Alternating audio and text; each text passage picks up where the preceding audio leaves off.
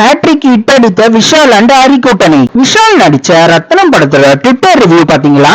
Time இல்ல.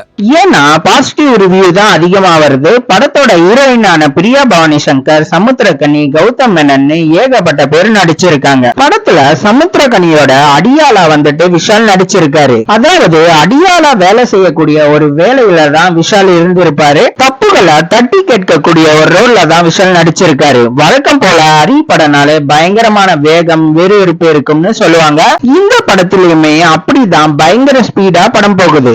ஆனா படத்தோட ஃபர்ஸ்ட் ஹாஃப்ல இருந்த அந்த ஸ்பீடு செகண்ட் ஹாஃப்ல இல்ல, அது வேற எங்கேயோ ரூட் மாதிரி போகுதுன்னு ரசிகர்கள் சொல்றாங்க. இதுல பிரியா பவானி சங்கர் நீட்டுக்கு படிக்கிறாங்க. சோ அவங்கள பாதுகாக்கக்கூடிய ஒரு பொறுப்பு தான் விஷாலுக்கு வந்து சேருது. அதை வந்துட்டு அவரு கரெக்டா செஞ்சாரா, இவங்க ரெண்டு பேருக்குள்ள என்ன கனெக்ஷன், இப்படி ஏகப்பட்ட விஷயத்த வந்துட்டு கதையில சொல்றாங்க. அண்ட் முக்கியமா இந்த படத்தோட மியூசிக்க பார்த்தோம்னா கொஞ்சம் சுமாரா தான் இருக்கு. அண்ட் யோகி பாபாவோட காமெடி ஒரு சில இடங்கள்ல ரசிக்கும்படியா இருந்தாலும் நிறைய இடங்கள்ல நல்லாவே இல்ல. ஆக்ஷன் சீக்வன்ஸ் எல்லாம் சிங்கிள் டேக்ல எடுத்தது எல்லாம் சூப்பர் தான். ஆனா ஆக்ஷன் சீக்வன்ஸ் எடுக்கிறதுக்கு கொடுத்த கவனத்தை படத்தோட செகண்ட் ஹாஃப்ல கொடுத்திருந்தா படம் இன்னுமே பெட்டரா இருந்திருக்கும்னு ரசிகர்கள் தங்களுடைய கருத்தை தெரிவிச்சுட்டு வராங்க. மொத்தத்துல ரத்னம் மூவி ஒரு ஆக்ஷன் பேக்கெட் மூவினே சொல்லலாம். விஷாலுடைய ரத்னம் படம் ஒரு வெற்றி படம் நீங்க நினைச்சீங்கன்னா கமெண்ட் பாக்ஸ்ல வெற்றின்னு கமெண்ட் பண்ணுங்க. இந்த வீடியோவை லைக் பண்ற எல்லாரும் மறக்காம நமக்குள்ள வெட்ட ரிவ்யூ சேனலை சப்ஸ்கிரைப் பண்ணுங்க,